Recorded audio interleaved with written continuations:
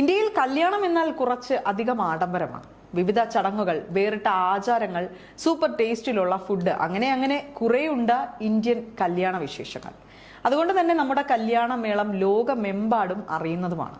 എന്നാൽ ഇപ്പോൾ ഈ ഇന്ത്യൻ കല്യാണങ്ങൾ വിദേശ സഞ്ചാരികളെ ആകർഷിക്കുന്ന ഒരു പ്രധാന വിനോദസഞ്ചാര അനുഭവമായി മാറുകയാണ്.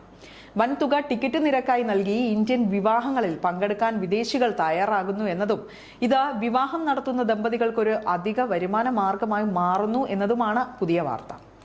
നിരവധി ഓൺലൈൻ പ്ലാറ്റ്ഫോമുകളാണ് വിദേശ വിനോദസഞ്ചാരികളെയും ഇന്ത്യൻ ദമ്പതികളെയും തമ്മിൽ ഇതിനായി ബന്ധിപ്പിക്കുന്നത്.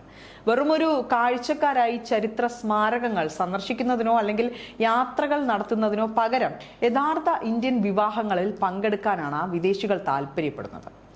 ടിക്കറ്റ് എടുക്കുന്നതിലൂടെ ഇവർക്ക് ബറാത്ത്, സംഗീത്, പരമ്പരാഗത ചടങ്ങുകൾ, വിഭവസമൃദ്ധമായ സദ്യ എന്നിവയെല്ലാം ഒരുപോലെ പങ്കാളികളാകാൻ സാധിക്കും. ഒരു വിദേശിക്ക് ഈ വിവാഹത്തിൽ പങ്കെടുക്കുന്നതിനായി ഏകദേശം $250, അതായത് ഇന്ത്യൻ മണി ഏകദേശം 21,000 മുതൽ 24,000 രൂപ വരെ, ഇതാണ് ടിക്കറ്റ് നിരക്കായി ഈടാക്കുന്നത്.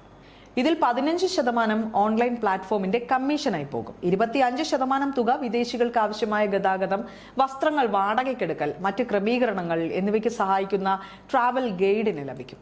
ബാക്കി വരുന്ന വലിയ പങ്കായ 60% തുകയാണ് വിവാഹം നടത്തുന്ന ദമ്പതികൾക്ക് ലഭിക്കുന്നത്. ഇതനുസരിച്ച് ഒരു വിദേശ അതിഥിയിൽ നിന്ന് ദമ്പതികൾക്ക് ഏകദേശം 14,000 രൂപയാകും ലഭിക്കുക. ഇതിലൊരു അതിഥിക്കായുള്ള ഭക്ഷണത്തിനും മറ്റ് സൽക്കാരങ്ങൾക്കുമായി ഏകദേശം 6,000 രൂപയാകും ചിലവ് വരുന്നതെന്ന് കണക്കാക്കിയാൽ പോലും 8,000 രൂപയോളം ദമ്പതികൾക്ക് ലാഭമായി മാറ്റിവെക്കാൻ സാധിക്കും. ഒരു കല്യാണത്തിന് 12 വിദേശ അതിഥികൾ പങ്കെടുത്താൽ ദമ്പതികൾക്ക് ഏകദേശം 1 ലക്ഷം രൂപയോളമാകും വരുമാനമായി ലഭിക്കുക. ഇത് വിവാഹ ചെലവിന്റെ ഒരു വലിയ ഭാഗം കണ്ടെത്താൻ ഇവരെ സഹായിക്കും എന്നതുകൊണ്ട് തന്നെ മാക്സിമം ഇതിനെ പ്രൊമോട്ട് ചെയ്യുകയാണ് ഇപ്പോൾ ഈ ഓൺലൈൻ പ്ലാറ്റ്ഫോമുകൾ.